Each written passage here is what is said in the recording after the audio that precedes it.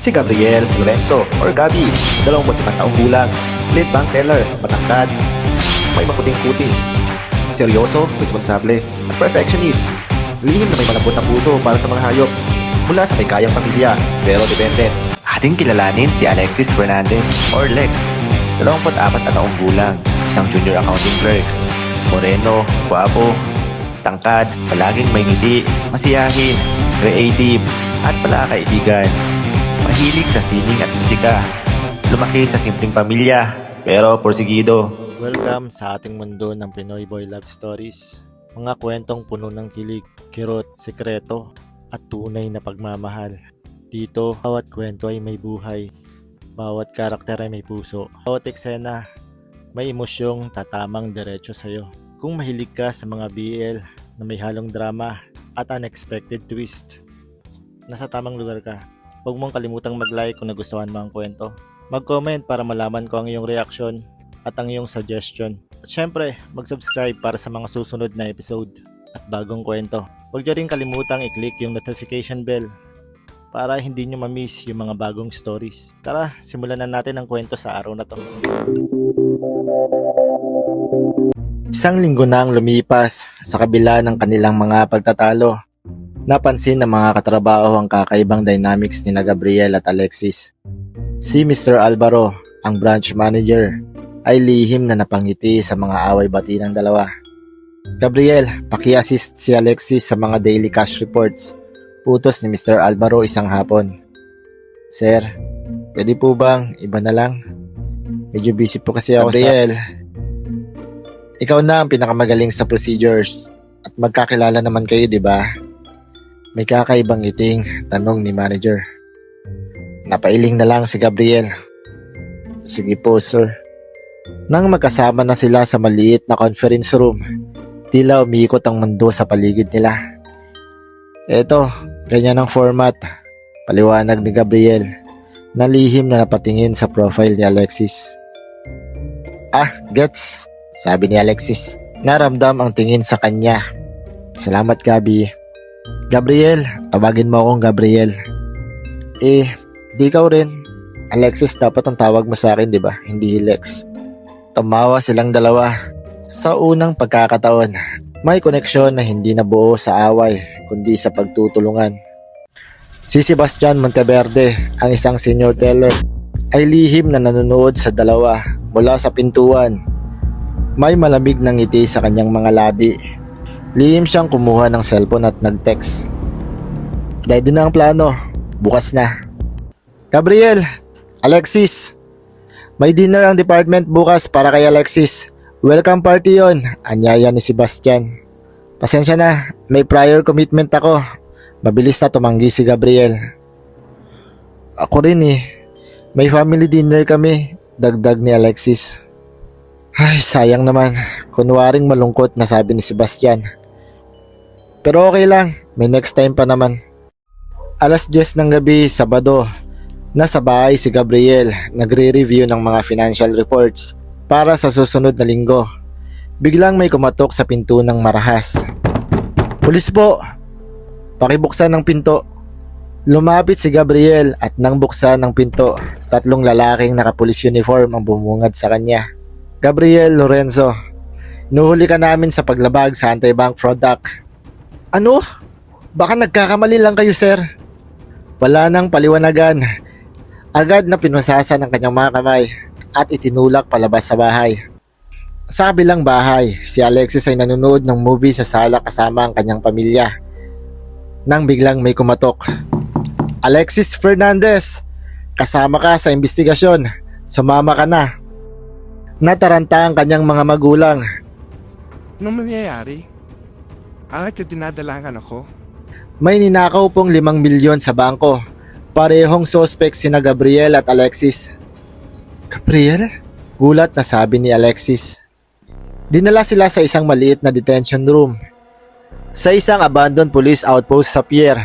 Nang makita ang dalawa, nag-init ang ulo ni Gabriel. Alexis! Ano bang ginawa mo? Galit na bungad nito. Ako? Bakit ako? Ikaw kaya? Ikaw ang perfectionist na laging naghahanap ng mga mali sa iba. Kaya siguro naghahanap ka ng paraan para magnakaw, di ba? Bakit? Bakit ikaw hindi? Laging nagmamagaling ka, di ba? Akala mo kung sino kang perpekto. Sa gitna ng pagtatalo, biglang lumapit ang isang pulis. Tumahimik kayo diyan. Magkaaway nga daw kayo sa trabaho. Pati ba naman dito? Nang naiwan silang dalawa, umupo si Alexis sa isang sulok, naiiyak. Alam mo Gabriel, kahit nung bata pa tayo, ganyan ka na. Laging ako ang may kasalanan sa paningin mo. Kasi naman, Alexis, palagi kang... Ngunit naputol ang salita ni Gabriel nang marinig ang mga pulis sa labas. Pagpapatayin na lang natin, Commander. Mas madali yon. Biglang nagpanik si Alexis. Gabriel, anong gagawin nila sa atin? Tumahimik ka, Alexis. Pero si Gabriel, sa sobrang panik at ingay ni Alexis, biglang ginawa ni Gabriel ang hindi inaasahan. Hinila niya si Alexis at hinalikan sa labi. Napatigil ang mundo. Parehong nagulat, parehong naramdaman ng init. Nang humiwalay sila, tahimik ang dalawa. Tumahimik ka na. Mahinang sabi ni Gabriel, ngunit namumula. Okay. Nanginginig na sagot ni Alexis. Dumaan ang ilang oras, 2:00 na ng madaling araw, nang magkaroon ng pagkakataon. May nag-aaway sa labas ng detention room at naiwan ang susi sa ibabaw ng mesa. Alexis, tingnan mo. Bulong ni Gabriel. Dahan-dahan, nakakuha si Gabriel ng susi at binuksan ang kanilang selda. Tumakbo sila palabas at nang makita ang isang sira na bintana sa likod, lumabas sila papunta sa gubat. Takbo ng takbo ang dalawa hanggang sa makarating sila sa isang maliit na ilog sa loob ng gubat. Gabriel, hindi na ako makahinga. Hingal na sabi ni Alexis. Tigil muna tayo dito. Malalim na tayo sa gubat. Magdamag silang nagtago sa ilalim ng mga puno. Nang mag-umaga, nagpasya silang humanap ng isang ligtas na lugar.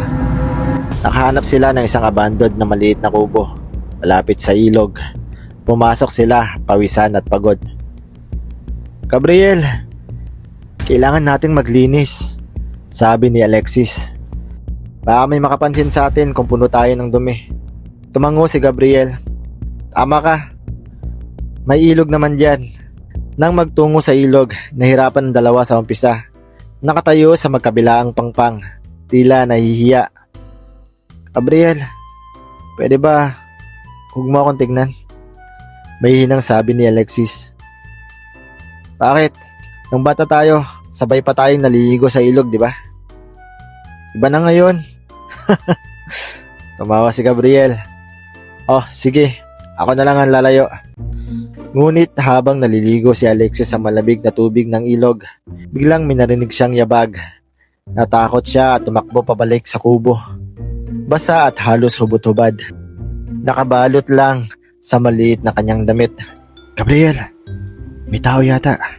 Takot na sabi nito. Mabilis na pinatay ni Gabriel ang ilaw. Sa dilim, nagkadikit ang kanilang mga katawan. Tumahimik ka lang, bulong ni Gabriel. Narinig nila ang mga yabag sa labas. Isang grupo ng mga naghahanap sa kanila. Habang naghihintay, naramdaman ni Alexis ang init ng katawan ni Gabriel. Parehong nanginginig, hindi lang sa lamig, kundi sa pagiging malapit sa isa't isa. Gabriel, mahinang bulong ni Alexis. Ano? Kanina, yung halik. Napalunok si Gabriel. Kailangan lang yun para tumahimik ka. Ganun ba talaga ang pagpapatahimik sa tao? Sa labi. Siyempre hindi, amin ni Gabriel. Yun lang naisip kong paraan para patahimikin ka. Nang mawala ang mga yabag, nanatili pa rin silang nagkadikit. Gabriel, bakit mo ako hinalikan kanina? Yung totoo lang. May hinang tanong ni Alexis. Biglang umalis si Gabriel sa pagkakadikit. Kasi matagal ko nang gustong gawin yon. Napatigil si Alexis. Ano? Simula pa nung high school tayo. Nang bumalik ka dito, nang makita kitang nagbago na. Pansin kong mas gumwapo ka. Pero bakit ka laging nagagalit sa akin? Kasi nakakainis ka. Palagi kang late. Palagi kang nakakalimot. Pakiramdam ko nakakagulo ka sa buhay ko. Tumahimik sandali at saka, Gabriel, alam mo bang ako rin? Simula nung bata pa tayo. Anong ibig mong sabihin? Na may gusto din ako sa'yo. Nabigla si Gabriel. Bakit hindi mo agad sinabi? Bakit? Ikaw, hindi mo naman sinabi agad, di ba? Doon, tumawa silang dalawa sa dilim. Sa wakas, lumabas ang katotohanan. Pangalawang gabi na sila sa kubo. Parehong pagod sa pag-iwas sa mga naghahanap sa kanila. Gabriel, hindi na natin ito matatagalan. Pagod na sabi ni Alexis.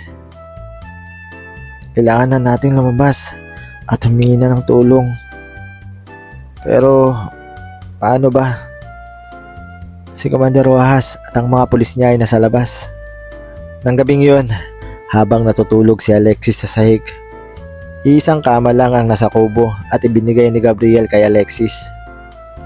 Biglang gumalaw ito sa pagkakatulog. Gabriel, malamig. Bulong nito. Umupo si Gabriel sa gilid ng kama. Ano ba yan? Ngunit biglang humawak si Alexis sa kamay niya. Huwag ka nga umalis. Hindi na nakapigil si Gabriel. Umupo siya sa tabi nito at kinain ng dilim ang kanilang mga pangamba. Kinabukasan, nagising si Alexis na nakayakap na kay Gabriel. Parehong nagulat, ngunit parehong hindi bumitaw agad. Gabriel, Alexis, anong nangyari kagabi? Nakatulog tayong parehas. Pero, mas masarap ang tulog ko kaysa sa mga nakaraang gabi. Umiti si Gabriel. Ako rin.